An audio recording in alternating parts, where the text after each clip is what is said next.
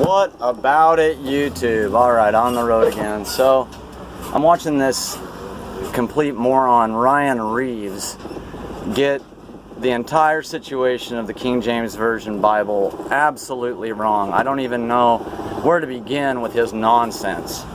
So let's go back, okay? The very first English translation of the Bible was in the late 1300s, around 1380 something. It was the Wycliffe Bible. It was translated into Old English. It's nearly unreadable, and the source material was very, very limited. Fast forward, and you've got Tyndale, who translated everything but 2 books in the Bible before he was ran down and killed. And I think it was a guy named Garfield who patched it up, who finished it up, and Tyndale's work was used by the Anglican Church in the early 1500s, okay, for their first Bible. I think it was the Bishop's Bible, was their first Bible, based on the Tyndale translation. And by this time, you're not in Old English, but you're in Middle English, okay? Keep track of where we are with the language. English had not been refined yet. England did not have a refined language yet. England was limited by Middle English whenever Tyndale was translating. So, later on, they went with something called the Great Bible, which was more or less the same translation work of Tyndale. Shortly thereafter, there was the period of Bloody Mary. During that period, England switched back to Catholicism. Protestants or non-Catholics had to run out, had to be chased out. I want to say it was Calvin and his bunch that went to Geneva, Switzerland, and did the Geneva Bible in about 1560s, early 1560s. Again, based on what? The Tyndale Bible. Again, based on what? Limited source material. Again, based on what? Middle English, of language that had not been refined. What's the difference with the Geneva Bible? It has footnotes. Okay? So what? It has footnotes. May have been the first Bible to break it down into verses, I'm not sure. I'd have to go back and look into that. But I think I'm right when I say that it was the first edition of the Bible that contained footnotes, referencing other scripture, whatever. But anyway. So, it's the late 1500s, 1560s, right? And Elizabeth comes to power. And Elizabeth brings back Protestantism, or brings back the Anglican Church to England, right? Okay? So, basically what you're talking about is an opposition to the Catholics. And the English version of opposing the Catholics was different than the German or the Lutheran version, although it did happen at the same time, around the same time. So it's a little bit mixed up to conflate any of these groups that were running around, but suffice to say, it was a Catholic against the rest situation. And for whatever reason, the Catholics were not into the idea of the common guy having this English translation. Go to the Catholics to find out what they say why. I don't know. But anyway, that's why they ran down Tyndale. That's why it was so difficult for, one of the reasons why it was so difficult for the Bible to be translated into English. The other reason being, again, that English was not a refined language. So, what's going on? 1560s. Interestingly enough, Elizabeth has King James, before he was king, when he was a little boy, has his mother beheaded in Scotland. Or, they're from Scotland. They're from the House of Stuart. They're Scots.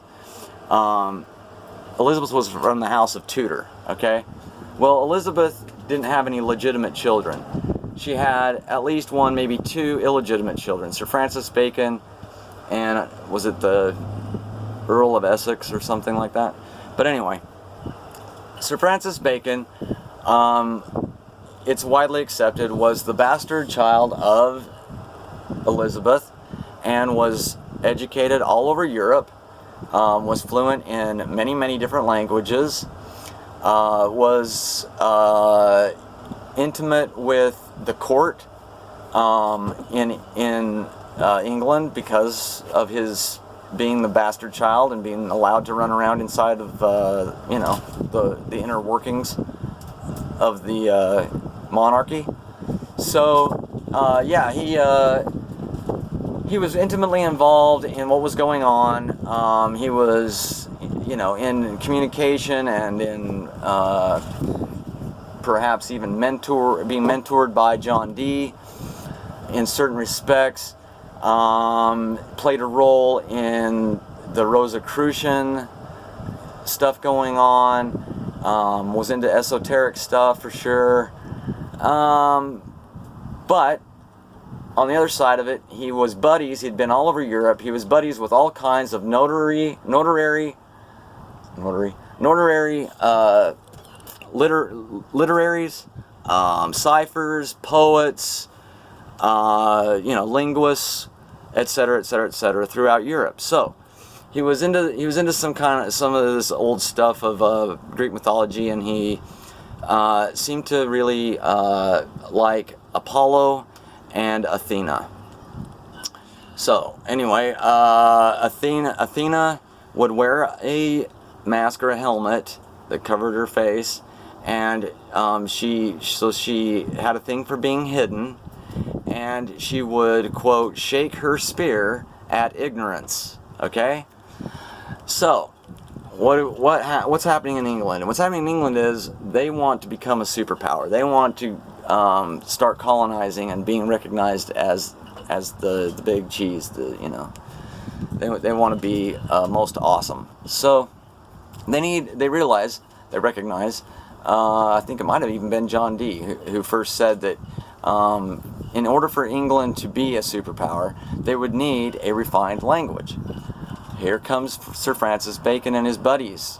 Okay, he gathers together 47 of his buddies throughout Europe, the top literaries, poets, etc., ciphers, etc., and they form a group that he calls the Knights of the Helmet. They then go to work writing what? The Shakespeare plays. Yes, because Athena shakes her spear at ignorance. Now, how in the world would some dude named Shakespeare write Shakespeare plays in a language that had never ever been introduced or created or developed or refined? He couldn't. So forget the idea that there's this guy named William Shakespeare that wrote the Shakespeare plays. Okay, the Shakespeare plays were the whole thing behind the Shakespeare plays was to introduce a refined language to England. They did it through the plays. How else are you going to refine a language and introduce it unless it's that some kind of way like that, right? How do you get people to catch on and be part of this new refined language unless it's done in some kind of a fashion like it was done with the Shakespeare plays? So this goes on throughout and into the early 1600s, but throughout the late 1500s. So this language is being developed. It's being developed. By the time James gets into power, right? So they have the gunpowder plot, where the Catholics tried to come in and blow up the situation, and so now Elizabeth's dead, and coincidentally enough, she hands over power to the boy James, whose mother that she had beheaded. But anyway, just interesting there. So James is now in power. But you got to understand that whenever that power trade or handoff was made, there was certain conditions that were established. James wasn't going to get the job and then come and change anything too much. It was going to go forward. In fact, Francis Bacon wrote books like, oh gosh, what's that name of that book? But it's kind of taught the New Atlantis. Okay, so there was this forward thinking, this superpower thinking, right? So James was just inheriting this movement that had started before him. And in fact, while he was in charge, you had Sir Francis Bacon roaming around wearing purple and red, which is reserved for only the king and queen, right? So how is he able to run around in these colors? See, it's kind of like he was the guy behind the guy, right? So, James gets into office.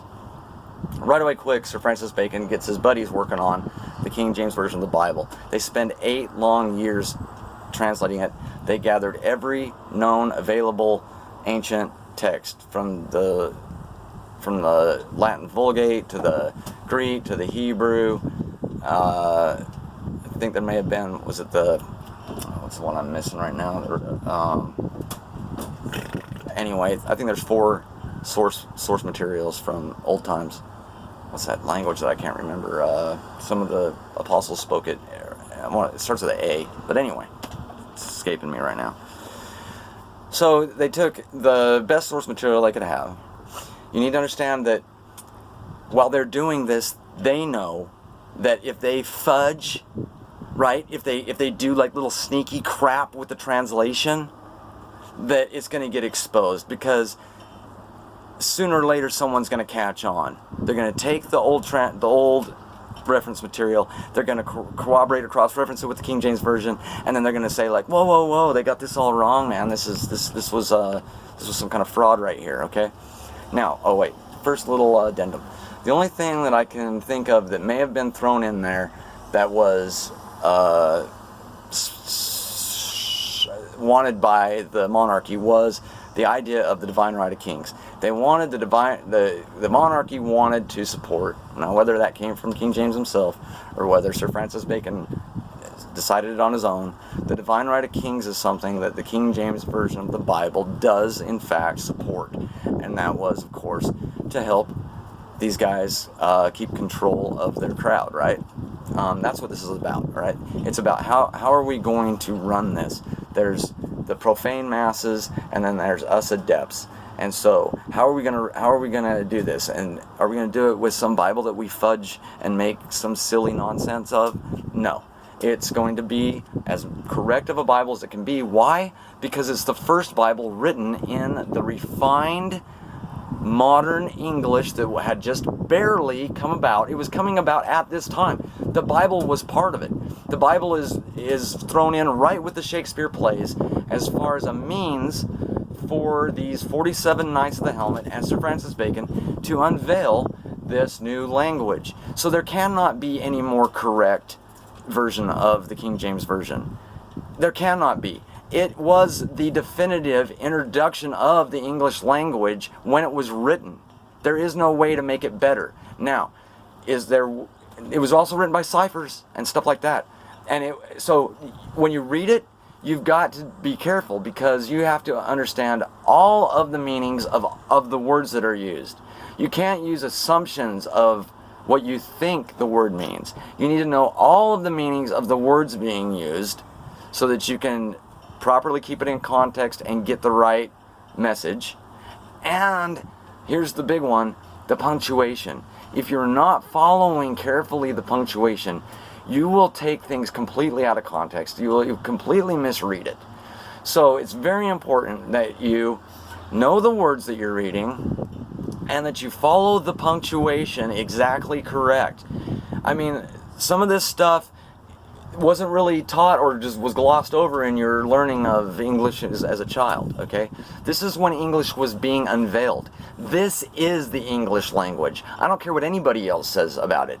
This is modern English. When you read the King James Version, you are reading the unveiling of the refined English language. It cannot be any better. It cannot be any better. Absolutely no way can it be any better. Okay? So, there's your proof. There's your reasons why you read the KJV. There's the reasons why all this other crap is the real nonsense. Okay? The KJV, it's the best you've got. I promise you that, because it's the only and the first Bible written in the refined English language. I'm not really out of time. I got my videos up to more than 15 minutes, but since I'm used to it, we'll just cut it off here. Later.